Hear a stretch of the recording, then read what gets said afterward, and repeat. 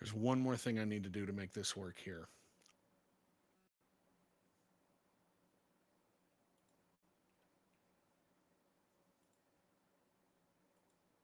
All right. I hopefully we can you can hear me now. Let me take a look at that now. Does anybody hear me? Is the audio working? There. Okay. So there we go. There's the audio. All right, let's start over. Sorry, had one thing switched incorrectly. Okay, so I'm Brian Schott with Utah Political Watch. Election night in Utah and across the country.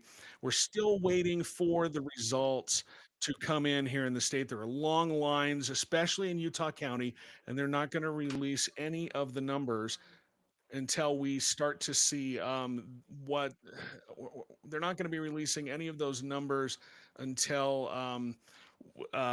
everyone is out of line. They're having a lot of problems in Utah County. As you can see, nothing is here on the website. But the thing we do know, what we do know so far, Utah has been called for Donald Trump. And the U.S. Senate race here in Utah has been called for John Curtis, the Republicans. That is not a surprise. We are expected to be joined by John Curtis in just a few minutes. He's going to be joining us from his election night party. Um, and someone just said, Utah County clerk is a joke. Vote better, people. If you remember, this is not the first time that Utah County's had problems. I remember back in 2018 when Ben McAdams was running against Mia Love, and it took them forever to count the ballots out of Utah County. So Utah County has had problems before. They brought in a new clerk. That was Amelia Gardner. She's now on the county council, but she really cleaned up a lot of stuff. So anyway, um, it has been called here in Utah for Donald Trump. And let's take a look at what's happening nationally. I'm sure that you guys are obsessively watching this like I am. And as you can see here, let me get my pointer over here. It's turning out to be a fairly good night for Donald Trump so far. Right now, Donald Trump is ahead. This is Decision Desk, and they're looking at numbers. Donald Trump has a projected 246 electoral votes nationally to Harris 177. Trump has flipped Georgia according to the numbers that have been counted. What I find interesting is Arizona right here. Trump is leading in Arizona. And some data people who really know the state well are projecting him to win that. So Trump should win Arizona. But here is where the ball game is going to be. It's going to be Pennsylvania. It's going to be Wisconsin. It's going to be Michigan, and then Nebraska 1, the first congressional district in Nebraska. If Harris wins those, then she is the president. But if she doesn't, if Trump wins any one of those, then he will be returning to the White House. Anyway, we are waiting for John Curtis to join us. How are we feeling, everybody? I'm curious as to what your thoughts are for as you're watching the election results come in. It is certainly not what I expected to happen, but maybe we should listen to the polls for 3 months that said we were going to have a close election. We had 3 months of polls saying close election, and guess what? It's a close election. Oh, front of my glasses just popped off. See, right there, my patriotic glasses, because this is the most patriotic day of every 4 years. I love election day. I love obsessing over the election results. But anyway, we're still waiting for results to come in. We're probably going to see some around 10 o'clock. There are some legislative races that I'm very interested in, and we can talk about that as the night goes on. Still, again, as I said, we are waiting for Senator-elect John Curtis to join us. I have texted his people, and they have a link to join us in the studio and on the live stream. So we'll see how that goes. Anyway, that's probably enough of the numbers because we really don't know what else is happening out there. Again, I'm curious. What are you guys thinking? What are you feeling? Um, Chris just says even a blind squirrel finds a nut now and then, so polls are meh. Well, and we did learn that.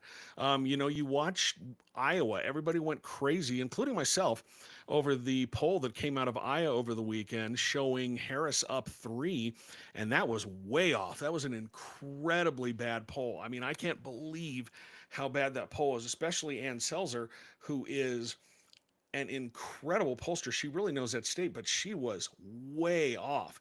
It was absolutely wild just how off she was on that. Just seeing I have no one here. Okay, I don't see anybody chatting me wanting to come in. But anyway, that's so polls are met. And the other thing that I think that we're learning here is Donald Trump had zero ground game. I mean, you've read all those stories about the problems he had with his ground game and turning it over to Elon Musk and other Republican PACs, and that didn't seem to matter at all. Didn't seem to matter at all because he is doing incredibly well in the election this evening. Again, um, what are some of the, as we're waiting for John Curtis to join us, and we're going to have a few other guests as well. I've invited some political consultants to come on and tell us what they're seeing, and hopefully we will hear from a few other people tonight. But, I'm just curious, what are your thoughts on what we've seen so far? I know some people are angry that the state has been called for Trump and for Curtis without a single vote being counted. And I get that. I understand that, but it wasn't really going to go another way. Uh, um, Integral says outlier polls have always been outliers and treated as such. I was skeptical of that Iowa poll, but as a nobody on the internet, what does that mean? LOL. Well, yeah, exactly. Well, there were a lot of people who were very skeptical of it, but given her track record, Selzer had nailed it before, and her methodology worked until it didn't. And tonight it was different.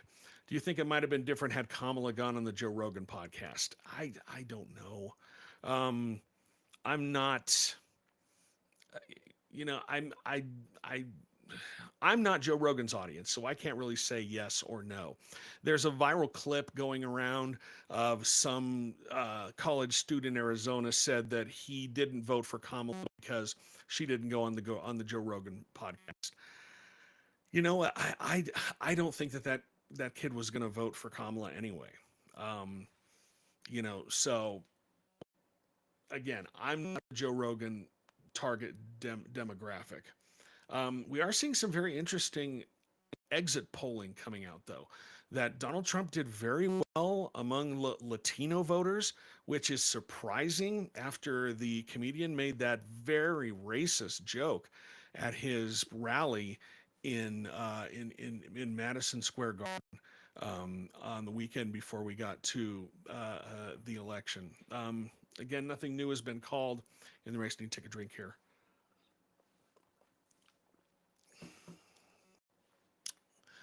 Anyway, um, as we are waiting for John Curtis or anyone to really join us, I'm getting a few text messages here. Actually, there's I think I think Senator-elect Curtis will be joining us in just a moment. So hopefully, I just got a text from his people that he will probably be popping in here in a second. So we will do that when he'll be joining us momentarily. Chris asked, do you think, Chris did, I answered that question. Sorry, the chat isn't really keeping up here in my studio. I'm new to this, but I want to do more of it because I think it's a great way to really address what is happening in politics. And you can sign up for my newsletter. I've done this. I need to do this right here. You can sign up for my newsletter at utahpoliticalwatch.news. There's a free newsletter. Every morning, I send out a list of links that caught my eye and the headlines as well. That's in your email box in the mornings. To say that I read the internet so you don't have to. That's free every single morning. You can sign up for that at utahpoliticalwatch.news. If you if you appreciate what I do, if you appreciate my work, you can become a paying subscriber. Independent journalism, it's going to become more and more important as we move forward, covering the legislature, because we are seeing, you watch what some media organizations do, and this really, I found this, uh, to put it mildly, surprising. If you saw that the day before the election, the Deseret News had reached out to the Harris campaign and to the Trump campaign, asking them to submit op-eds speaking directly to LDS voters. And the Harris campaign submitted theirs, and the Trump campaign did not. And so what did the Deseret News do? Well, they just transcribed Trump's remarks from a virtual fireside he did for LDS Republicans for Trump, or LDS voters for Trump, from back in September, because they thought that gave it some sort of balance. And I found that extremely troubling. The way that I look at it is, you give both campaigns an opportunity to talk to you. You give both campaigns an opportunity to participate. If one doesn't, then that's their problem. Um, you know.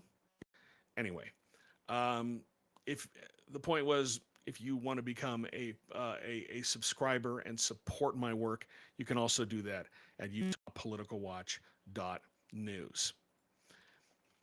Let's looking at the state website, still no results there. Let's pop up Decision Desk. Still not seeing anything. Pennsylvania numbers. About 76% of the vote is in, and I'm not great at math, but it looks like Trump has about a 200,000 vote lead, maybe somewhere around there. Maybe it's very close. Michigan is now trending towards Trump. I'll bring that map up here for you. Hang on. If you see the map right here, now Pennsylvania, Trump is in the lead there. He's in the lead in Michigan, and he's in the lead in Wisconsin. If Donald Trump wins any of those three, then he will be the next president of the United States. Surprisingly, they're still saying that New Jersey is up in the air, but several news organizations have called that for Kamala Harris. But all evening, Donald Trump's odds of winning have gone up and up and up, and right now they sit at, according to Decision Desk, 87.2%. So that's looking more and more likely. Okay, all right, looks like we are now being joined. Let me switch this over here. And we are now being joined by Senator-elect John Curtis. He is joining us from his election night party. It's going to be really hard for me to start calling you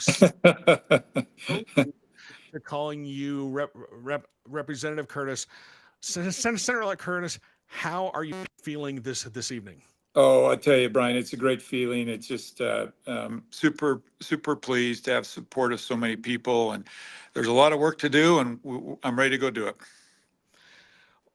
Talk to me about this race. It was one of the most expensive races in Utah. It's not as expensive as the 2022 race between Mike Lee and Evan McMullin, in which we saw the candidates spend. Between them they raised like $30 million, and outside groups came in and spent another $20 million. But all the candidates who jumped into this race raised more than $15 million. Talk about, how obviously that money played a huge part in it. There were outside groups that came in, especially for you during the primary. Talk about how you won this race, and how much that ability to fundraise, especially you as an incumbent, helped. Well, I think if I denied it was a factor, I'd be fooling myself. But I'll also tell you, my team kept watching. If you look at the polls last January, nobody really shuffled around very much, no matter how much money was spent. And this race, in many ways, ended where it started. And so I do think that's kind of also a little asterisk, that there's other things besides money that matter a lot. And I was blessed with a lot of people who were just incredibly supportive. It's also kind of funny, Brian, because as I travel the country and I tell people, oh, this was such an expensive race. And I'm in Texas with Ted Cruz spending, I don't know, I think it's 250 million. And even Montana, if you look like per resident, what was spent up there, like, that's like $250 million for, I think, what are they, about 1 million people up there? It's Yeah. absurd. It's just is really absurd. And I can't wait for the person that figures out how to rein this in and fix it and make it, you need some spending, obviously, but if somebody can figure this formula out, I'm all in. I unfortunately I think that this is the system that we're going to live with. It looks like when you enter the Senate, the Republicans are going to be in the majority. They've already flipped at least one seat, and they're in good, which is all that they needed. They're not going to lose. The only seat that they could possibly lose control of is a Senate seat in Nebraska, but it looks like the Republicans will have a majority. Um, that's and that's a really interesting situation for you to be in going into the Senate with a Republican majority, because you're going to be able to do a lot of the things that you wanted to do. So tell me what it is that you are hoping to Mm. accomplish as part of this Senate majority. So I'll tell you, Brian, whenever I bring this up, everybody gets glassy eyed. It's kind of into the weeds, but permitting reform is a big deal. It's a big deal for Utah. It's a big deal for the nation's economy. It's a big deal whether you like climate or don't like climate. It's really a big deal, and I've spent a lot of time on that in the House. So that's a big priority. We have some public lands issues. It'll be interesting to see how President Trump approaches these in Utah, but we have what he did 4 years ago as a template. And, if not careful, that brings a lot of, as you well know, a caustic atmosphere to an already divisive issue. And so trying to figure out how to navigate that in a way and actually bring unity instead of the divisiveness that can be there. Obviously, tax policy is in everybody's mind, no matter who won. And we've got some really tough decisions to make there. Talk to me a little bit about your embrace of cryptocurrency. I know that groups like that, groups that were very pro crypto, came in and supported your run for Senate. Talk to me about why you are in favor of sort of making crypto more of a mainstream type of thing. Because right now, I don't understand how it works. I understand it's a decentralized currency, but right now, to me, it seems like just a big Ponzi scheme. So, explain to me Yeah. why you're in favor of this. So I think it's fair to say any industry has good actors and bad actors. And I think what we're looking for in Washington, D.C. is legislation that allows the industry to flourish, but with guardrails. And one of those, to your point, would be transparency. I like cryptocurrency as an option. That's what I would advocate. But I think people should go into it eyes wide open. And I think, the good actors in the industry would agree with that. And they want to make sure that we have the appropriate regulation there. But I think, bottom line, I'm for innovation. And this is taking off. Let's get the appropriate guardrails on it. We'd rather have it here, take off here in the United States than overseas. And I think there's a really good place for the innovation that comes with crypto, the right guardrails, and the choice for people. But crypto famously has been one of the reasons that people got into it is because there's not a lot of regulation around it. It's not the banks. It's something outside of the normal financial system we have. So how are you going to balance the need to regulate this? Because people could lose quite a bit of money on this Yeah. sort of thing, especially if they don't understand what they're doing. How are you going to balance the need to regulate it with the desire to have some innovation? So, as you were talking, I thought you could have easily been describing the stock market, right? Like people Yeah. can lose a lot of money. And when people do lose money, oftentimes it's a bad information, or oftentimes it's misleading information, or right, or people have not done their homework. And I think crypto is no different. And I think that's why I say, look, let's make sure that for the average consumer, there's transparency. Let's make sure for the average consumer, there's certainly the ability to get all the information they want. And if that's a investment vehicle they choose, let's do that. Now, I think the problem with crypto is it just doesn't fit any of our previous investment windows. So some people will call it one thing and it has some characteristics of that and some characteristics of another. And so if you try to put our current regulation system on top of it, it struggles. And so Congress has got to find that appropriate regulation. And by the way, the industry is asking for that because they know themselves if they're going to move to kind of the next level. There has been what I would say a little bit of the wild, wild west. That's not good for crypto either, to have that environment. Last question. There's been a lot of criticism of you by some people who wanted other candidates who jumped into this race, some who were a little further to the right. How are you going to differentiate yourself from the term of Senator Mitt Romney, who's leaving? He got a lot accomplished in the Senate, and he was a first-term senator. You're a Yeah. first-term senator. Now, obviously, the easy answer is you're not Senator Romney, and I understand that. But how are you going to differentiate your time in office from him? How do you see your style, your You style know, evolving? yeah. Yeah, it was kind of fun during the campaign. Everybody would kind of give me a litmus test, and that litmus test is are you more like Mike Lee or are you more like Mitt Romney? And I always just smiled and said, hey, if you expect me to be Mike, I'm going to disappoint you, and if you expect me to be Mitt, I'm going to disappoint you. And I think my philosophy is it would be a mistake for me to try to be anybody other than me. And there are characteristics in both of them that I want to emulate.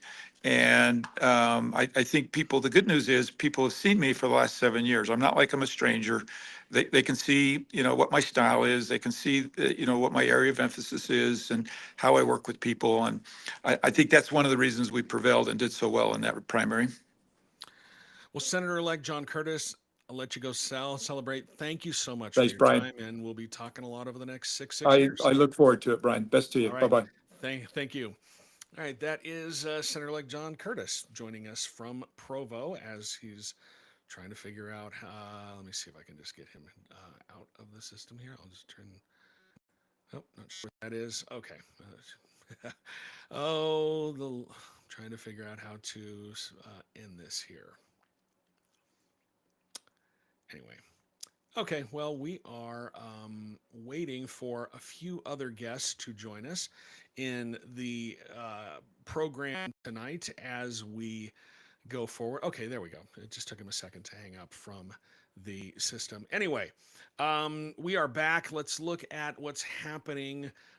State election results. We still do not have any of those yet. There's nothing on the state website, so we're still waiting for people to get out of line before they start sending those results. But and a quick look at what's happening nationally. As I said in my conversation with Senator-elect Curtis, Republicans are likely going to be controlling the Senate. They will be in the majority, and Donald Trump is still ahead. He has not grabbed any states, but he now leads in Wisconsin, Michigan, and Pennsylvania.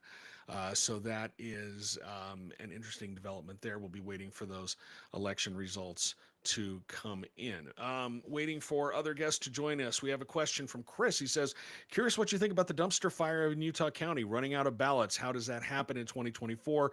And when you're a clerk who advocates so hard for in-person voting? Well, the thing is, Aaron Davidson, I mean, he has been an election denier, and I've reported on him for quite a bit.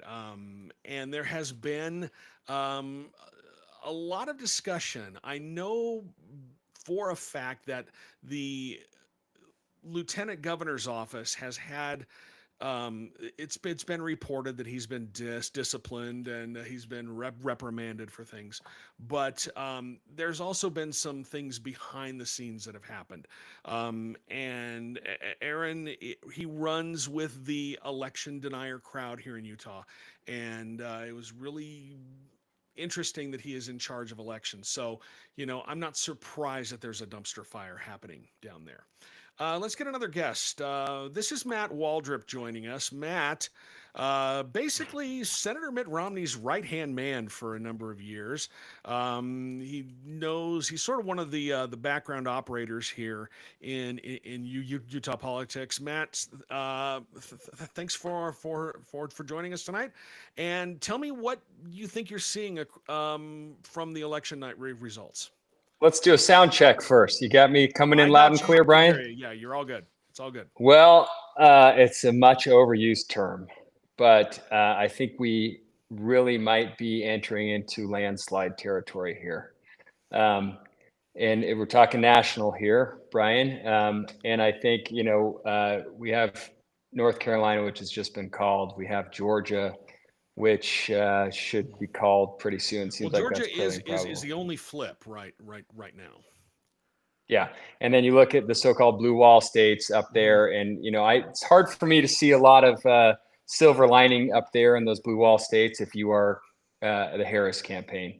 Right. Yeah, I'm Jim, looking at the numbers as they came in, especially over here on the decision desk, and Michigan it just flipped back in favor of Harris. Actually, it just flipped in a big way. She just got a huge number of votes, so Michigan might be in her column, but Trump is still leading, not by much in Wisconsin, and he's ahead barely in he's ahead by about 200,000 votes in Pennsylvania, but 80%. There's not a lot of vote left to count. So, and if he wins any one of those, then the election is over.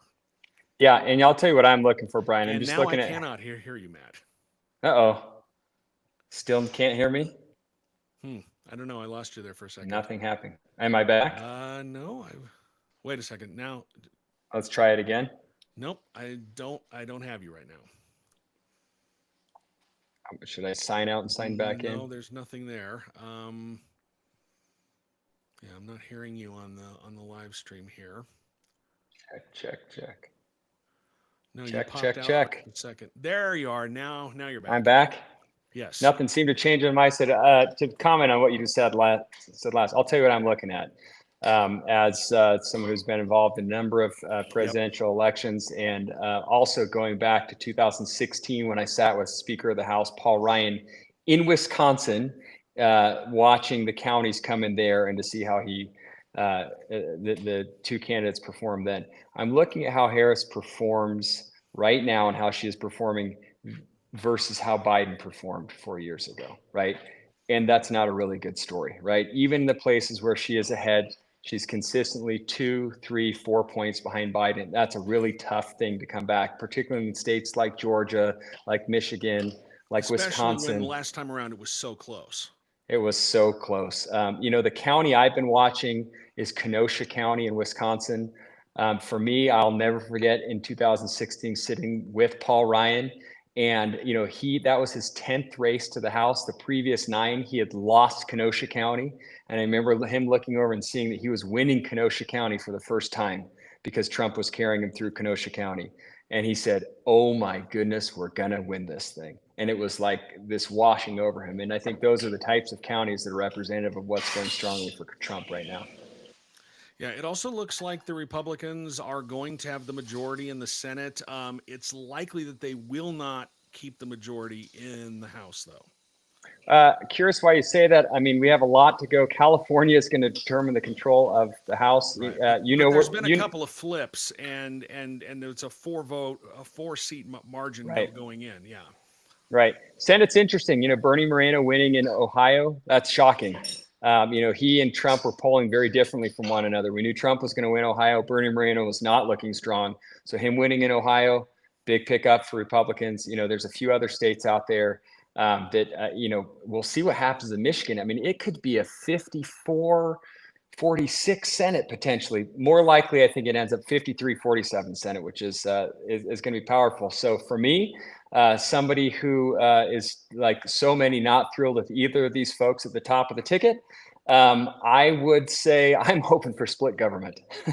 Yeah, I'm seeing some people say that we're still waiting for results to come in from Philadelphia, Detroit, Milwaukee, and Phoenix. Which and given how, I mean, I'm looking at the numbers right now, and I'm not seeing, and you're just watching Michigan ping pong back and forth. It's now Trump as the votes come in, and and we've got just for 43% of the vote in there.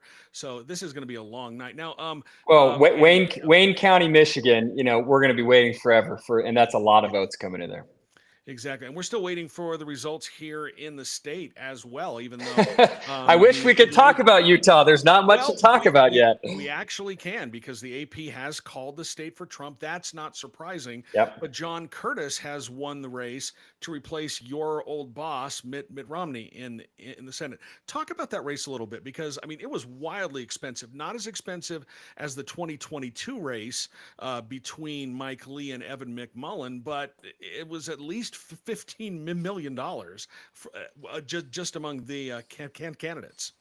Yeah, no question. And I congratulate John Curtis. I've just come from his election night party myself. I'm pleased that he's going to be in that seat. Obviously, there's an emotional connection for me, having worked with Mitt Romney for 15 years, to see who's going to fill that seat and hopefully be able to continue to do good for Utah, and more importantly, represent Utah in a credible way on the national stage. I think that the field of primary opponents that he had there was some risk to us having an embarrassment on the national stage there. And I'm glad that he's prevailed there. That race was incredibly expensive, obviously mostly spent in the primary.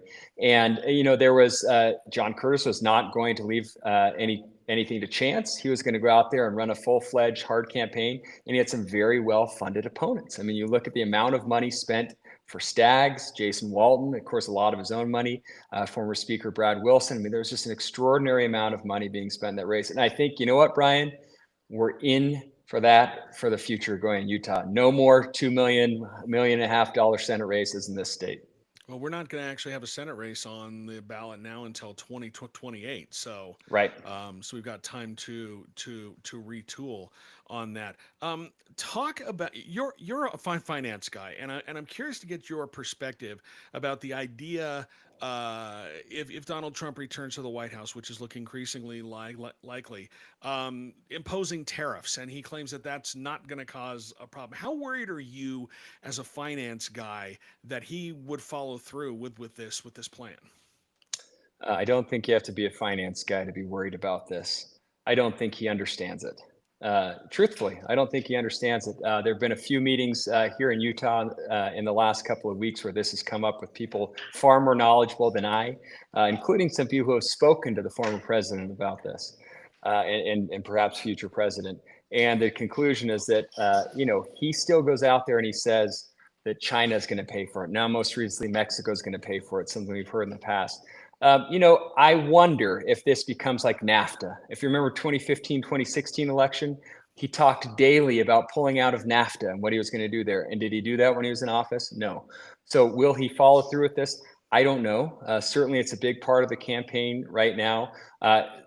This is what people need to understand. It's quite simple. Who pays these tariffs?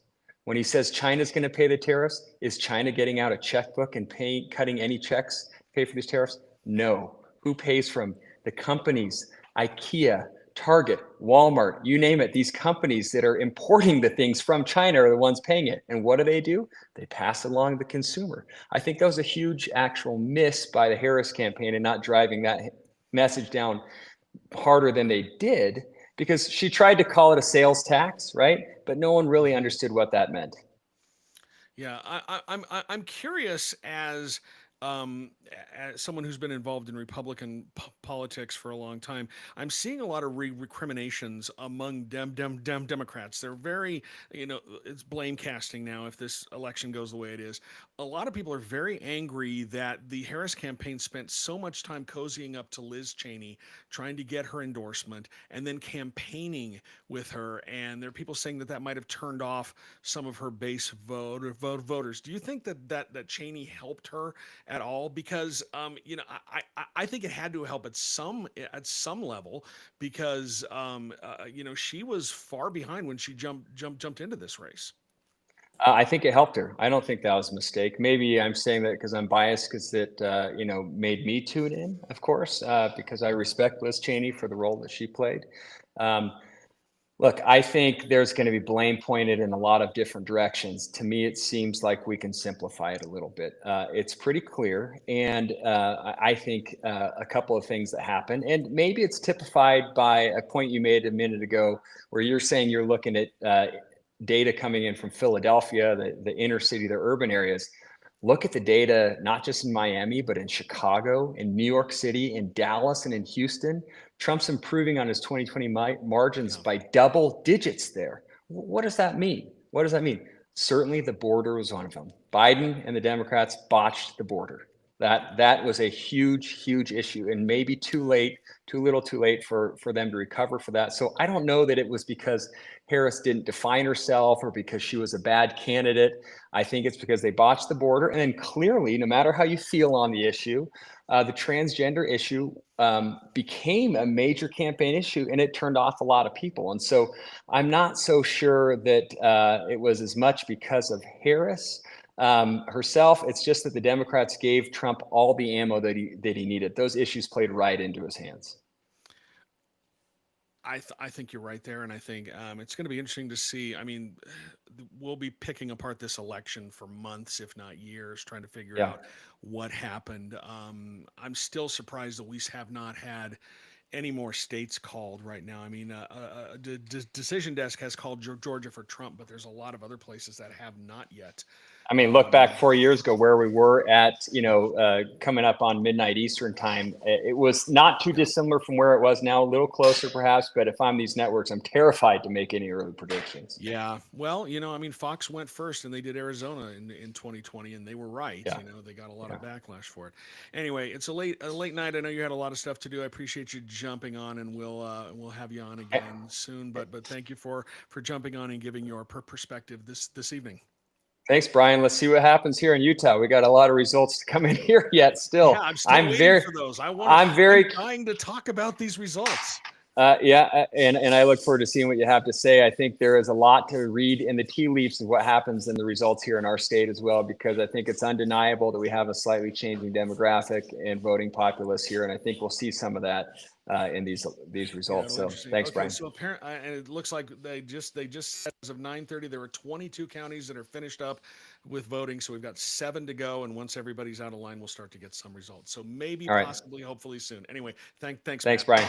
Take care. All right, that's Matt Waldrop. He was right-hand man for Senator Mitt Romney for a number of years, and he joins us after being at the John Curtis Victory Party. We'll wait for that to finish up here in just a second. All right, back to your questions. Again, now we are just waiting again for the state, for 7 counties to get everybody out of line. Polls closed in Utah almost 2 hours ago now, and we are still waiting for results, and that is so out of the ordinary for the state. I am really surprised. I mean, I'm looking at the state website, and it is all zeros. Just look at this, zeros. That is so out of the ordinary. And I mean, hopefully they'll start dropping results at some point. As of 9:30, we got 22 counties that are finished up. Hopefully we will start seeing these results pop in. Nationally, well, we have seen quite a few things here. Again, Harris projected 204 electoral votes right now. Donald Trump at 247. Wisconsin, Michigan, and Pennsylvania, they are just ping-ponging all over the place tonight. Wisconsin was just red when I checked a few minutes ago. Now it is back to blue with Harris leading. 80% of the votes have been counted. Harris with 49.3% of the vote. Trump with 49.3% of the vote. What is that? That's about 1,000 votes between the two of them right now. Michigan, Trump has 50.1% of the vote. About half the vote has been counted.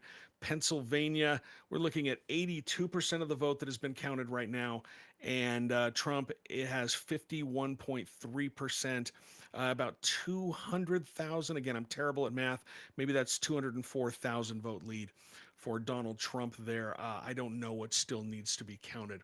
But again, as we wait for the Utah results to come in, and I'm just as excited as you are.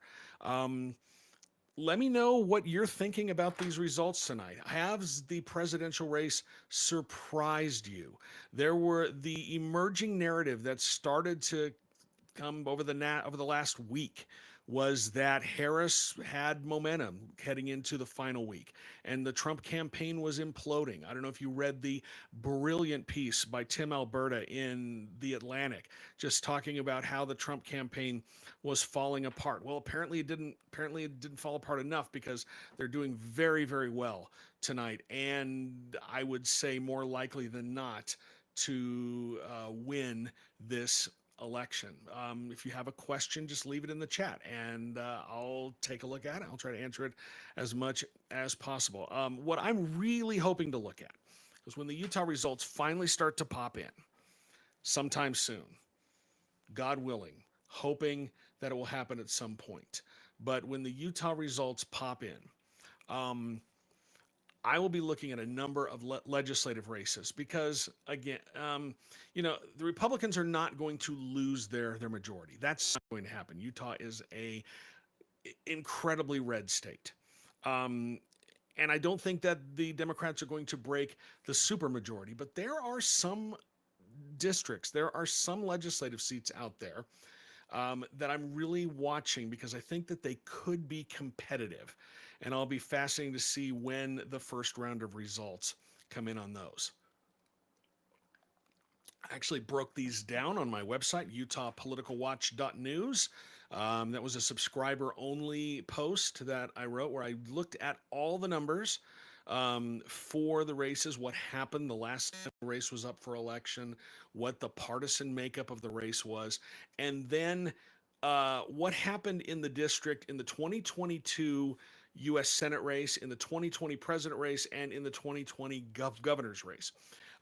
One race that I am really watching, there's a few House races.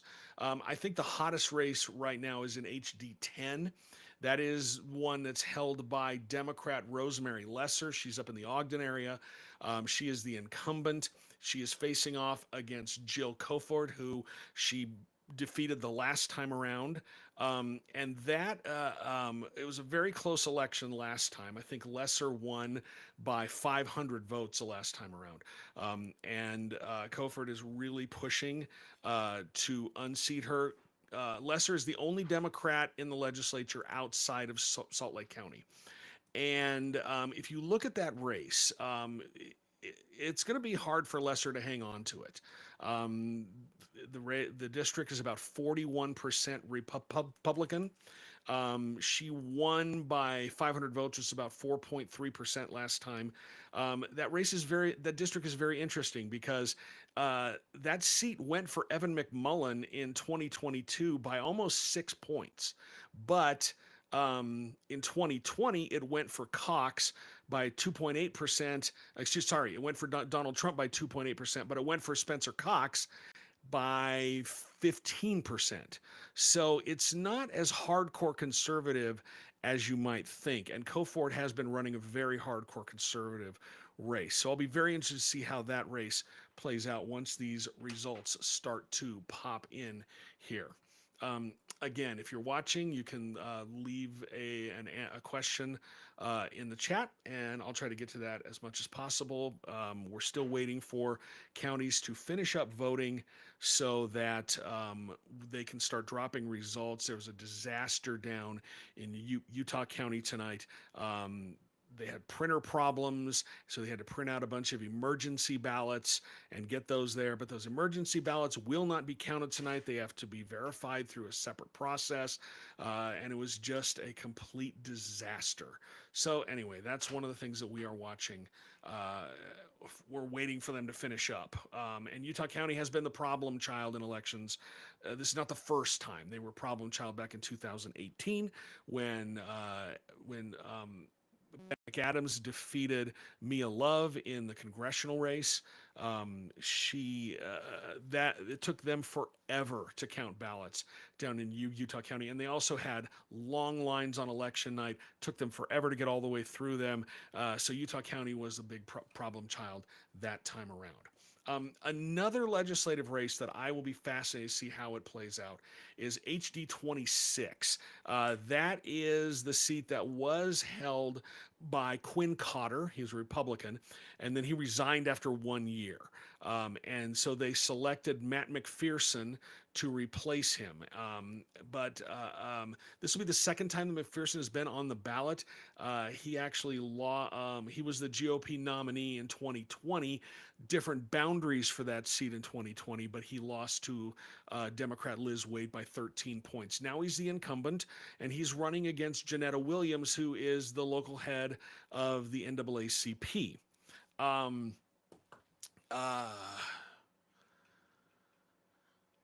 Sorry, just saw a notice come on my screen with a guest who's thinking about coming on. Anyway, so Janetta Williams, local head of the NAACP, and that seat is going to be that one is a potential pickup for the Democrats. If you look at the district demographics, 35% Republican, 37% unaffiliated voters, voters who are not registered with any political party, and just 22% Democrats. But that seat went for McMullin in 2022 by 5.4%.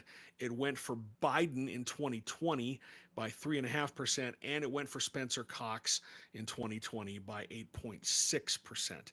So that is a good chance for Democrats to flip that one back into their column. Integral asks, is the Utah County Clerk any story or just more Twitter drama?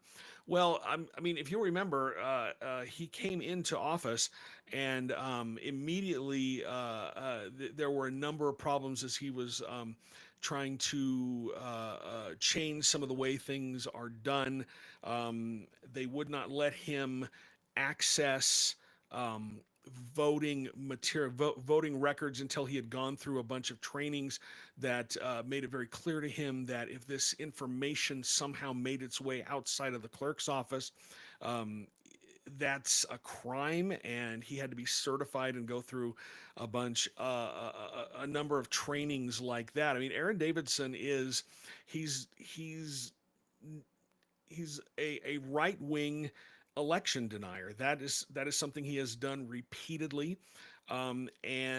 So, when you put people like that in charge of your elections, you should not be shocked that your elections have issues. Now, tonight there were problems with printers. Okay, that's not necessarily, to be fair, that is not necessarily something that is a problem of his own making. But the fact that when he sent out the mail-in ballots, he did not put return postage. You had to put your own stamp in.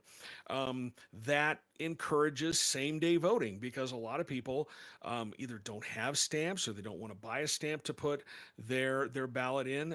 They obviously could have gone to a ballot box, but that encourages more same-day voting. And then same-day voting was an issue because they had long lines, but there were long lines throughout in a number of parts of the state. So we're still waiting for last count. Lieutenant Governor Henderson just tweeted that results are coming around 10 o'clock. So we're going to get our first look at the results. I am so excited.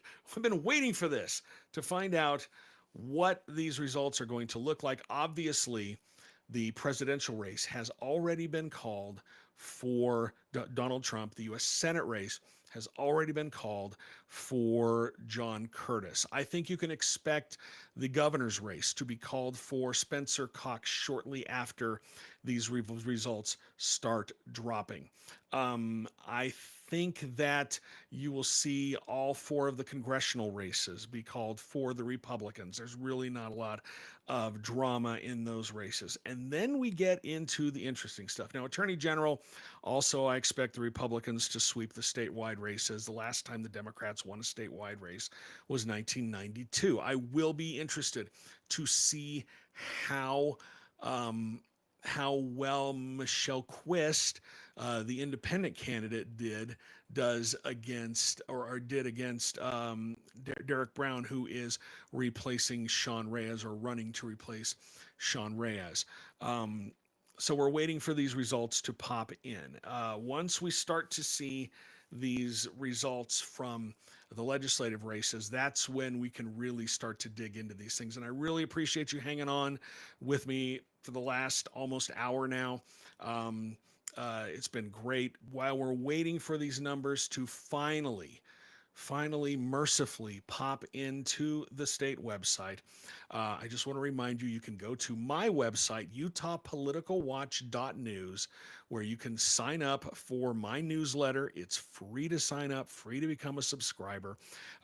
If you want to support my work, if you want to support independent political journalism here in the state, and we've got the legislative session coming up in January, and politics is now a year-round thing here in the state. If you want to support my work, you can become a paying subscriber for as little as $5 a month. $5 a month. There's also a $10 a month option, and that will allow me to continue doing these live streams, doing the reporting on what's happening here in politics in the state. So you can go to my website, utahpoliticalwatch.news, if you have a moment, and you can subscribe for free, or you can become a paying subscriber. I know not everybody can swing a paid subscription. I understand that. I appreciate you reading. I appreciate you watching. If you can afford a paid subscription, that would be great. Okay, so we are just waiting for these results finally come in. She said they'd come around 10 o'clock. It is now 10 minutes after 10. Hopefully we will start to see something.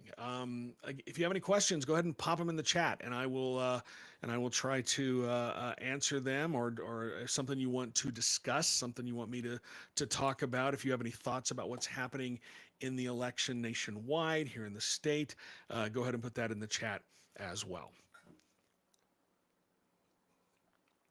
Oh boy, just waiting. As I pop over to Decision Desk, let me bring this up here. Waiting for those numbers to pop in. As you can see, Trump is now ahead in Wisconsin, ahead in Michigan, ahead in Pennsylvania, leading in Arizona.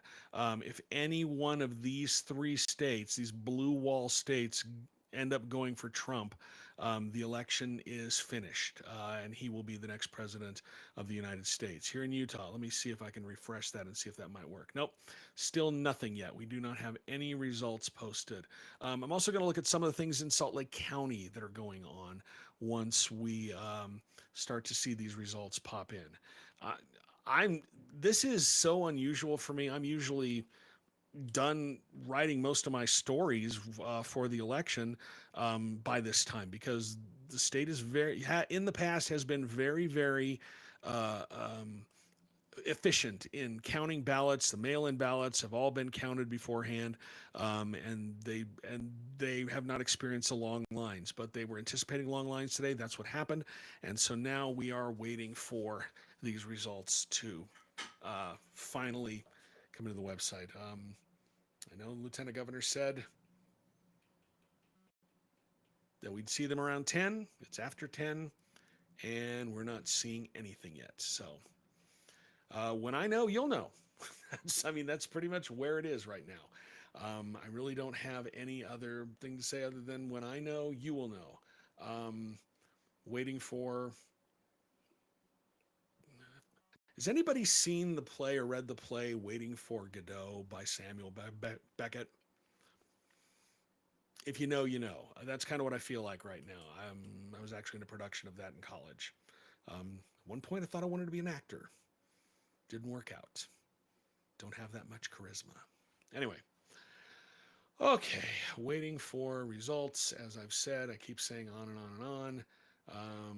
Checking emails, checking other things, not really seeing anything else happening. I did get a text question. I'm not going to name this person, but this is a longtime Republican operative here in the state. And they texted me and said, is the big problem Utah County that we can't get any results? They're going to kill that county clerk or run him out of town. Well, he won an election. It's not just Utah County. There's a number of counties around the state that were waiting to finish up their in-person voting on election day, so we can finally start to get these results. I haven't seen anything on the Salt Lake County website either. They are waiting for the state to finally put these out. And I have not seen any update from the lieutenant governor's office yet.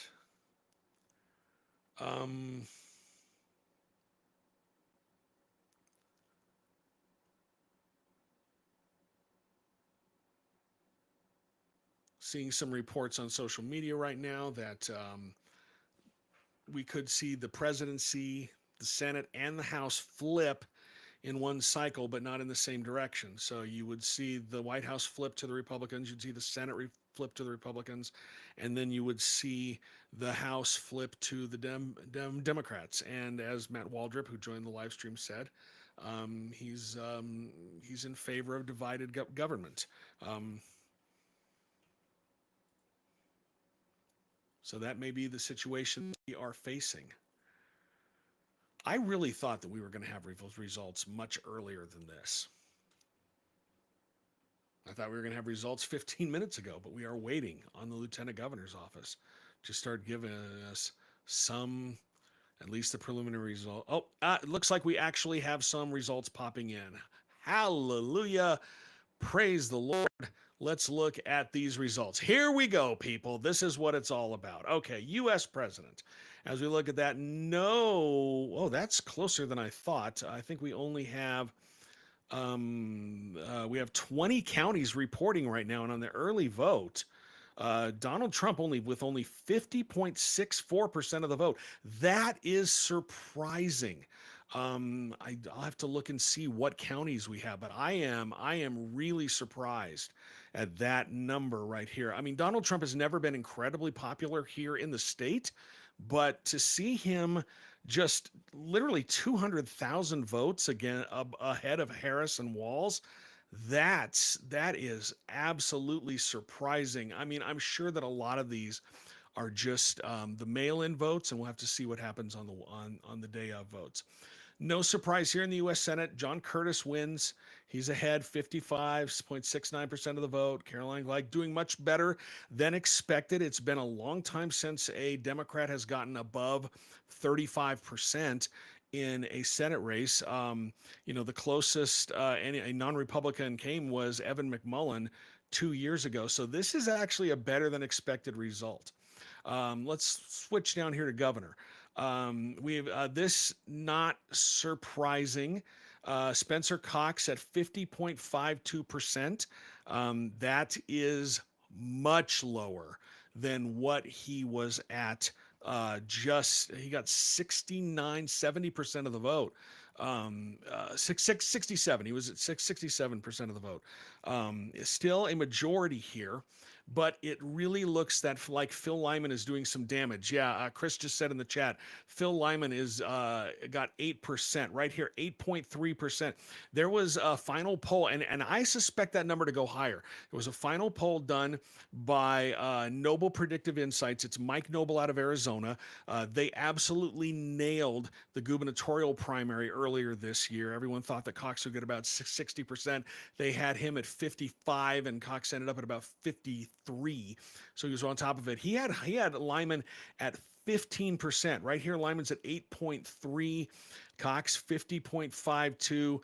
Smith expected right around 37%. I don't think anybody expected him to do better than that. Derek Brown just above 50% right now. Michelle Quist getting 7.8%. Rudy Batista much better than expected, 35.23%. But Batista was a weird cat in this election, man. He I don't know if you watched the debate, but he basically came out and said, I'm running as a Democrat, but I'm not really a Democrat. That didn't seem to matter to people because, where's my cursor? I've got like 4 monitors here. Anyway, that didn't seem to matter to Utah Democrats because he still got 35.23% of the vote. Michelle Quist, United Utah Party, 7.8% of the vote. Tina Cannon looks like she's on track to become the next state auditor, 55.72% of the vote. This is a much better result than I would have expected for Catherine Votas. Let me see, state treasurer Marla Oaks, nothing there. Let's look at what's happening here in the state Senate. This is one, State Senate 3 right here. This is one that Democrats were saying could be interesting, and it's close right now. It's closer than, I mean, Johnson's still up by 10 points, and I would expect him to continue winning this. But that's one that a lot of Democrats were saying could be a flip. Probably not. This is a four-way race here in State Senate 8 with Todd Weiler, the incumbent, Aaron Wiley, the Democratic candidate, getting 32%, Todd Weiler at about 47.5%. This right here is the really surprising one. Unaffiliated candidate Elisa Cox Van Langeveld is getting almost just over 17% of the vote. And you can bet that a large number of those votes are coming from Weiler. Weiler's going to keep his seat. I would expect him to, but it looks like Van Langeveld took a huge bite out of his totals there. These here, like State Senate 12, this is unexpected. This is not unexpected. Karen Kwan beating Judy Weeks Roner. Judy Weeks Roner trying to jump from the House to the Senate. She has been running for this seat for more than a year. Really not much of a contest. Kathleen Reby winning over Scott Cuthbertson. That is also not a surprise. Wayne Harper winning over Monica Manuel. Some people thought the unaffiliated candidate here might be able to do some damage. Lincoln Fillmore is going to win again. No results here from in the Kevin Stratton race yet, or in the Mike McKell race, State Senate 26. Okay, so these are not the ones that are going to flip, but there were some interesting results there. I want to look at some of the legislative races here really fast. Kara Birkeland, this is jumping out at me, and it is not what I expected at all. Kara Birkeland is ahead of Chris Campbell by less than 300 votes there. That is really surprising to me. Although if you look right here, there's another county that still needs to report. So I would expect her numbers to go up, but just to see these as an initial result, that is really surprising to me. That would be a shocker if Campbell were to make this close. I don't expect her to win, but I do expect this to be closer. Or it would be a shocker if it was closer. Here's the one I was talking about earlier. This is Jill Kofod and Rosemary Lesser, the Democratic incumbent. And as expected, this one is close. It looks like we are under 300 votes here. Last time it was decided by 500 votes. Lesser is ahead right now, 51.38% of the vote. Lesser is the only Democrat outside of Salt Lake County in the Utah legislature.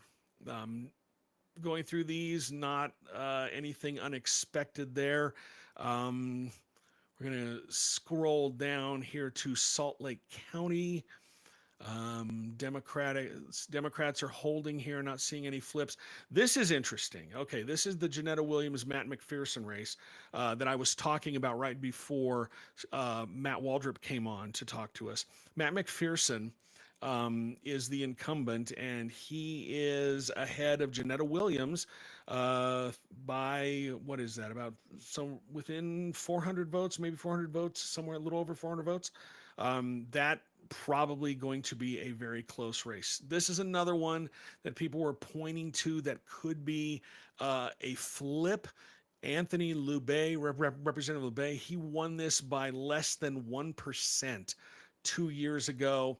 Unfortunately, the Democratic candidate, I don't expect her to get closer. There's not a lot of spending by her in the race, and her campaign was not as, there were Democrats who expressed concerns about her campaign. State House 30. This is the seat that's being vacated by Judy Weeks-Roner, who looks like she is not going to upset Karen Kwan to win a seat in the Senate. Fred Cox, the Republican, he has been in the legislature before in this area. He is losing to Jake Fitzimanu by, what is that, less than 400 votes right now. Not really seeing. This is an interesting race. State House 32, Sahara Hayes, the Democratic incumbent, just the subject of a lot of really brutal anti-trans attack ads, mailers. And if you saw some of them, they were really, really brutal attacks against her. Those don't seem to have landed. She looks like she is on her way to an easy win.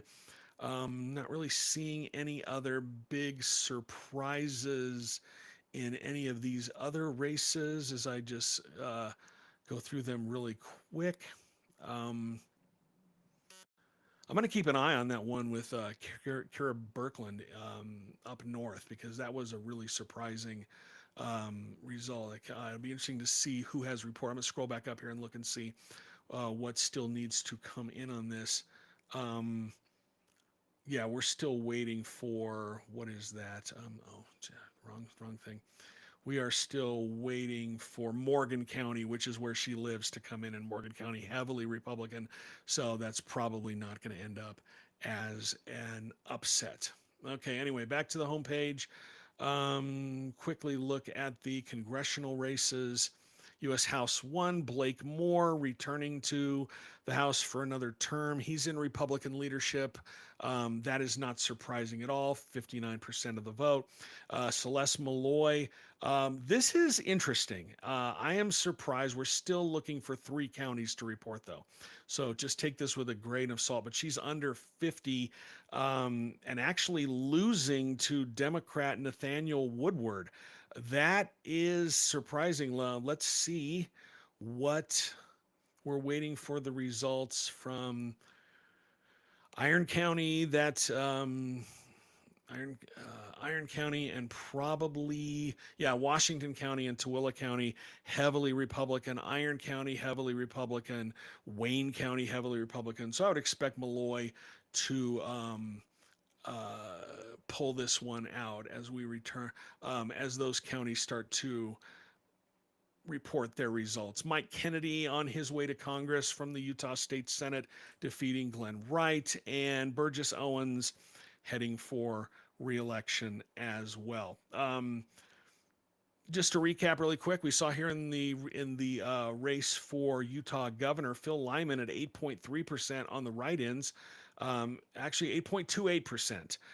The other write-ins 0.2%. So Phil Lyman's still at 8.3%, which is a lot more than a lot of people thought that he would get. Let's look at Salt Lake County really quick. Man, do I need to refresh that? Oh, they haven't put them up yet. Well, that's interesting and kind of disappointing. I was kind of hoping that we would get Salt Lake County mayor. It's usually on that website. It's usually on that page. What is this? I don't want to scroll through that at all. Heading down to the bottom, school board. I'll have to look into that a little bit, but waiting for some other counties that have reported. We're still waiting for Box Elder. Still waiting for Cache County.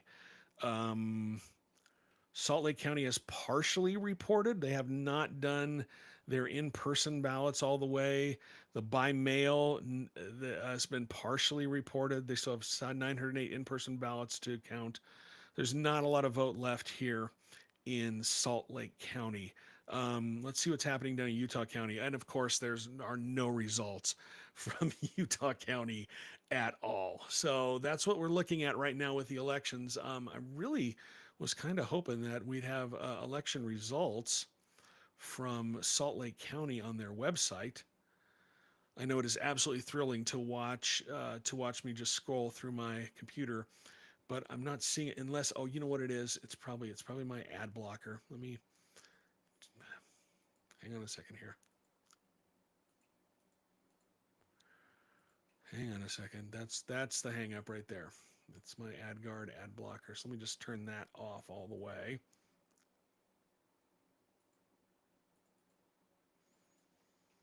Again, scintillating, just scintillating. Let me see if it works over here on this browser. But I suspect that that is the entire problem here, is that my AdGuard is not working. Maybe the extension needs to be updated. I know what I'll do. I'll just turn the extension off. So live tech support on the air. For some reason I can't do that either. That's bizarre. Oh, I know what the problem is. Let me go over here and do this.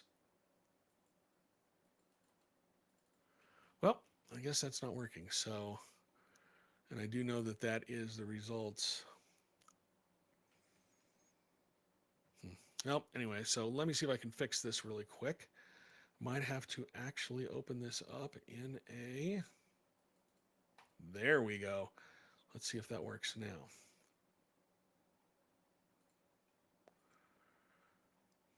And again, I'm still not seeing the election results on the Salt Lake County website, even though I have disabled my ad blocker on the website. So it was not that, and I know that was absolutely scintillating to watch. All right, we've gone through the first election results really quick. We'll be wrapping up here in a bit, but I just want to kind of go over that.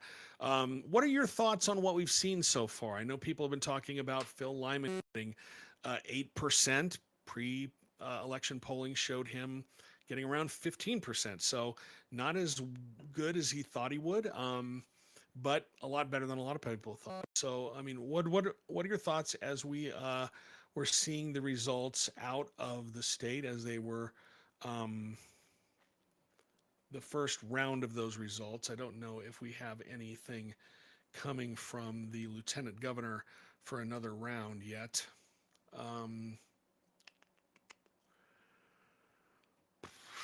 Not really seeing anything. We have just the unofficial results, but nothing else being said as when we're going to be expecting the next round of updates. I'm really surprised that we don't have the Salt Lake County results. That's very disappointing to me. Anyway, oh, Chris says Jenny is winning the mayoral race. Well, I'm glad that you can see it because I sure can't. I don't know why. Oh, let me see if I can figure this out here. I know these results have got to be here somewhere.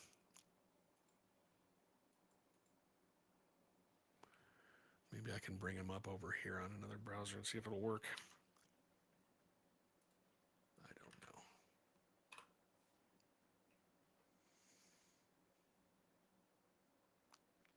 know. August 5th, June primary, Nope, the only thing they have, the only thing it looks like they have available here, at least for me, I don't know where you're sitting, Chris, but I'm certainly not. Anyway, let's check in what's going on nationally. We'll take a look at that. Let me bring up my browser here. Still nothing new on the state.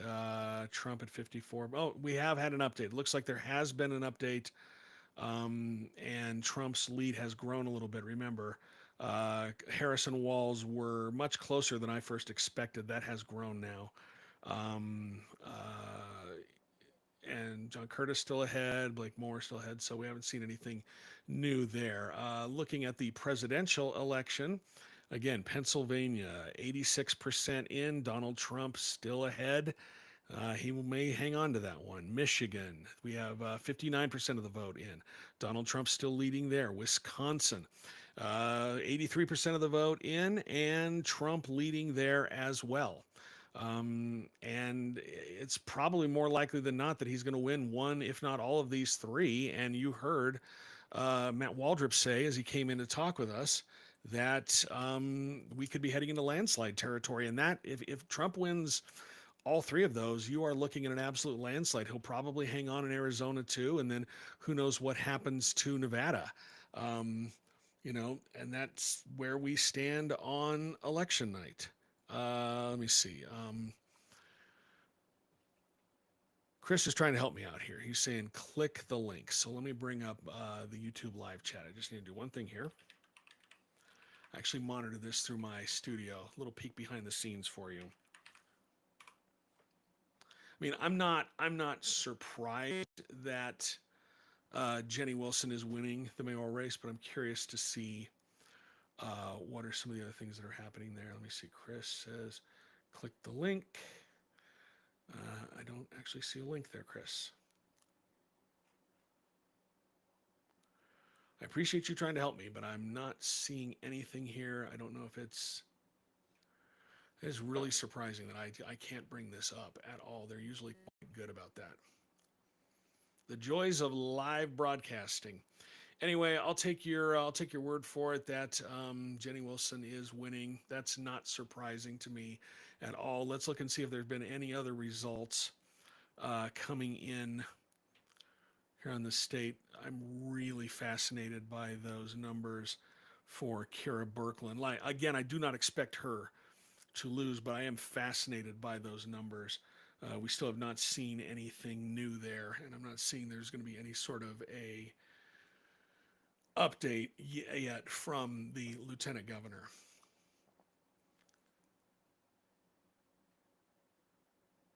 AP has now called the race for Spencer Cox, so that has happened.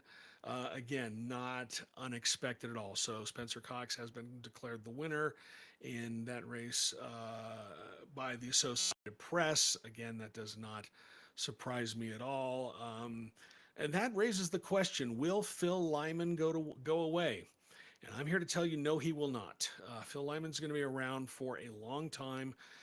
And it's because of some shoddy reporting about the legislative audit and signatures. Tonight was his expiration date. Tonight was his, sell-by date. And now he's going to have some life. I don't know how much longer it's going to last, but he will be around for a little while longer, screaming about a stolen election that was not stolen. Well, I am not really hearing. Actually, I'm going to bring in one more guest. Let me just text with her real quick. We are bringing Mary Ann Mancuso on.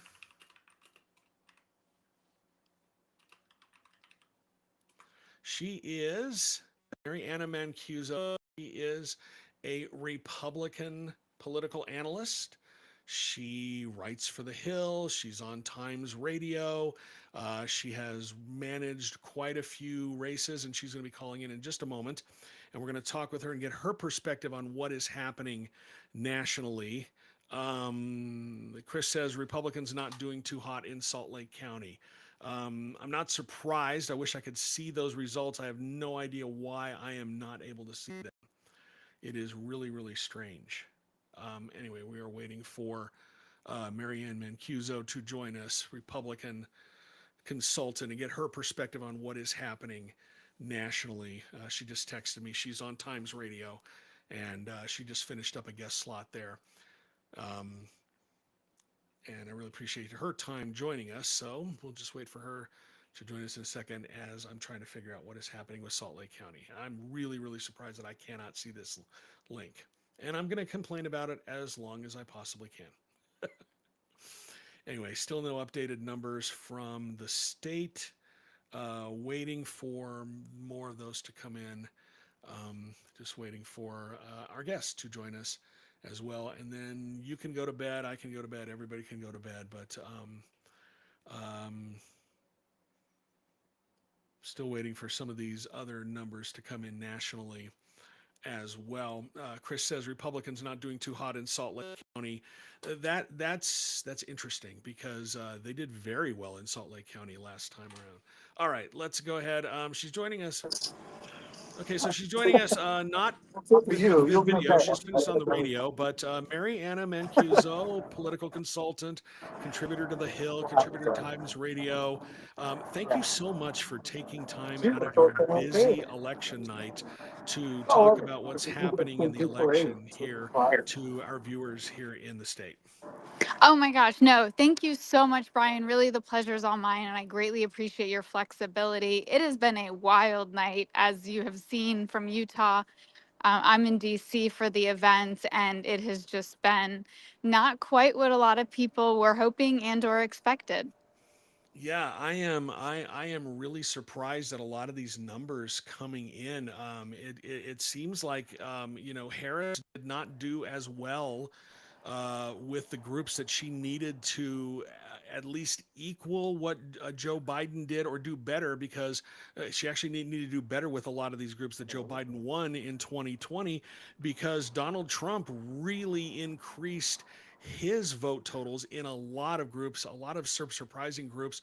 I saw one person say that if Trump ends up winning, this will be the most racially diverse winning coalition for a Republican candidate that they could remember. Yeah, look, the Republican Party has become a very diverse party under Donald Trump. And so, if in fact he does end up winning, this would not be surprising. It would actually just continue to hold the narrative of it being such a diverse party for Donald Trump. But I think what's really missing here, and that we're starting to see, and again, we're not going to know for certain until a couple weeks out, once we have all the data back and we can pour through and really make heads and tails of what's taken place. But really, I'm thinking that this is coming down to the economy. People are paying too much for groceries. And while they were showing up as though they wanted to protect their bodies, at the end of the day, they really wanted to be able to afford to feed their families. And it really, I'm looking at the numbers coming in right now on Decision Desk HQ, and it looks like Trump could actually win all three of the blue wall states: Pennsylvania, Michigan, Wisconsin. That's a landslide there. Yeah, it looks like we're heading into that territory. We do know that he won North Carolina. That has been called. I Yeah. haven't heard them call Pennsylvania, but in fact, if he takes Pennsylvania, Michigan, Wisconsin, it's game over. And then I guess I would also assume he'll take Arizona and Nevada next. Yeah, actually, if I think if he wins any one of those, it's game over, and he's got a lead in all three of them right now. But I'm really surprised at how this has played out, given the energy that seemed to be surrounding the Harris campaign, the momentum that they seemed to have. It seemed like there was a vibe shift in the country over the last week, that people were done with Donald Trump, and that's not what happened tonight. And a lot of people are going to have to try to figure out what went wrong, and maybe we need to stop listening to all the talking heads on cable TV. Maybe we just have to turn cable TV off Yeah. altogether. I Mhm. mean, yeah, I think it's going to be very interesting to see what happens. And, my initial thoughts and reaction are, oh my gosh, what if this is in fact another area where suburban white women have let us down and they have voted for Donald Trump for a third term, like a third time, third election cycle? One of the things that has really surprised me is that, I mean, Donald Trump's ground game seem non-existent, and it's like it didn't even matter at all. That is really shocking. Well, and he outsourced his ground game Yeah. too, by the way. He's using paid canvassers where Harris was using the momentum, and all these volunteers, grassroots was really coming out for Harris. So it was really interesting to see that in fact maybe this wasn't a ground game election for either of them at the end of the day. Across the country, it looks like the Republicans are not only going to grab the White House, but they are going to have the majority in the Senate, maybe up to 53 seats. The House is going to be a razor thin thing as well. What are your thoughts? We're seeing what's playing out among the congressional races. Well, interestingly enough, I've been watching John Curtis out of Utah, who is Yep. making a leap from the House to the Senate to fill Mitt Romney's Senate seat. Mitt Romney's on his way out. And it looks like, correct me if I'm wrong, but it looks like he's actually won that Senate race in Utah and he will replace Mitt Romney. Yeah, it was actually called before any votes had actually been released. We actually spoke with Senator-elect Curtis on the live stream right after we started. We just started to get the results in here in the state, but yeah, he's cruising to a very easy win tonight. Fantastic. And, look, I'm excited to see him in the Senate, knowing what he's done in the House, specifically on climate and creating the Climate Change Caucus. And I hope he continues to lead that legacy into the Senate and bring more Republicans in. As you know, I'm a huge supporter and proponent of trying to solve climate crisis, specifically for the Republicans, and getting conservatives on board with that. Yeah. I am just gobsmacked at what, I guess I got caught up in the emerging narrative of what this race was going to be. And, and I ignored 3 months of polls saying it was going to be a close race. And guess what happened? We had a close race. Exactly. And we knew it was going to be, but I think to your point, we were all excited for the hopium that we were being dealt.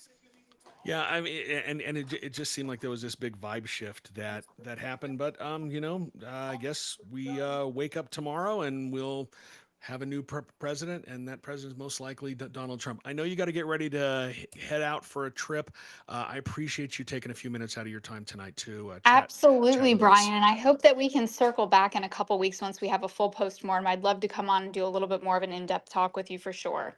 You got it. I will invite you back on. That is Mariana Mancuso, Republican, a political consultant extraordinaire, talking about what she saw tonight. Okay, Chris actually sent me the right link and I found it and it's now working for me. So let's quickly look over the results, the numbers that we have right now, one last time. Before we call it a night, U.S. president right here, Donald Trump ahead, 80,000 votes over Kamala Harris, Tim Walz. That's closer than expected, but still an easy 10-point win there.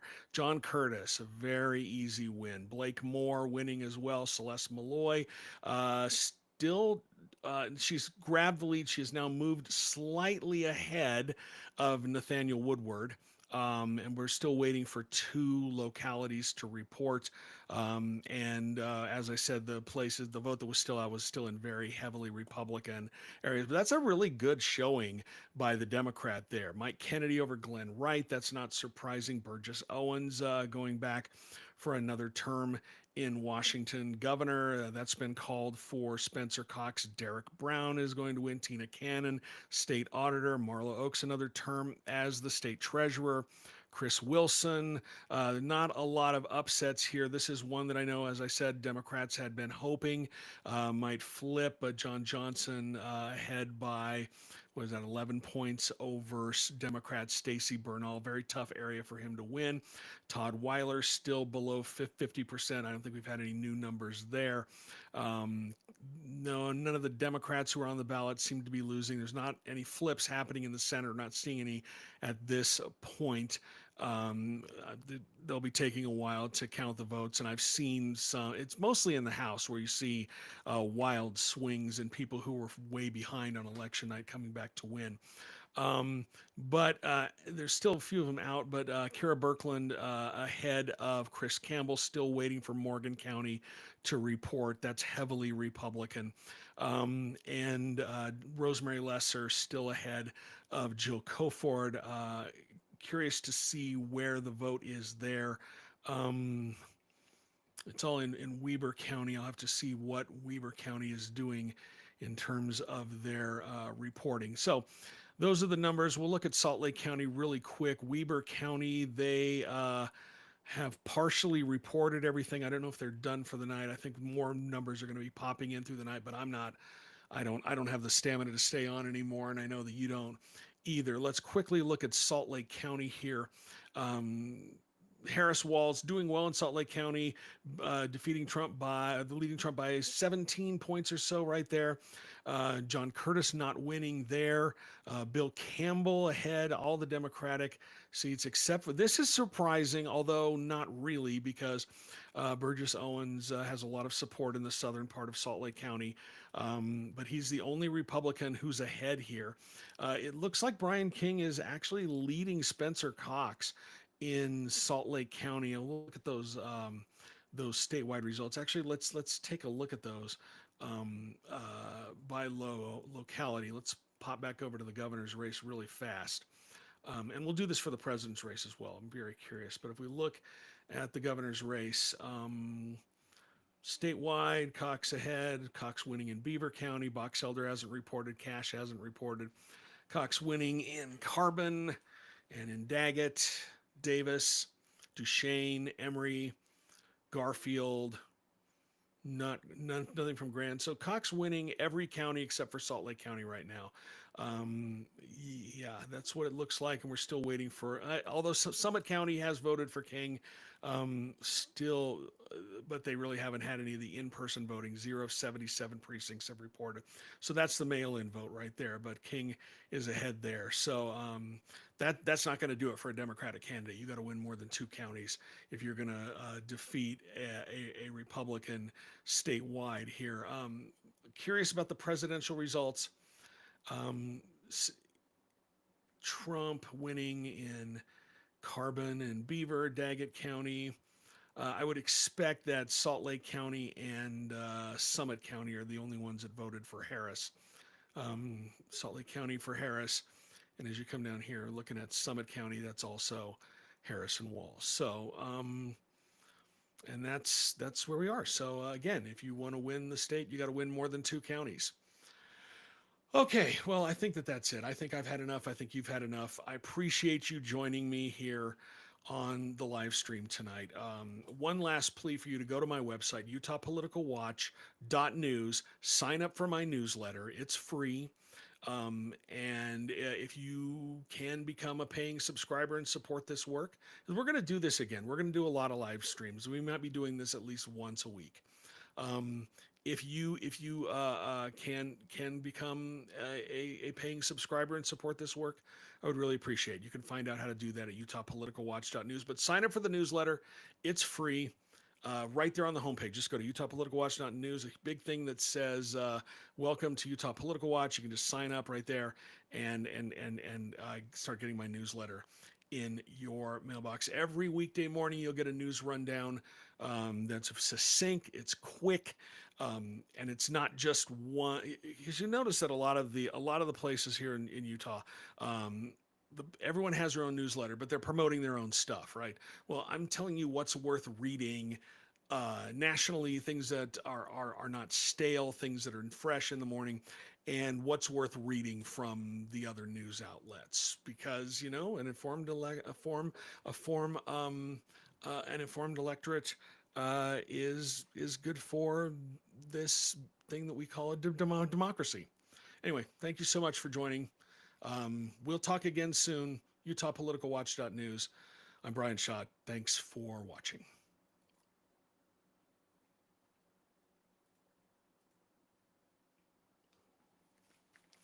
Boy, that was a lot of talking.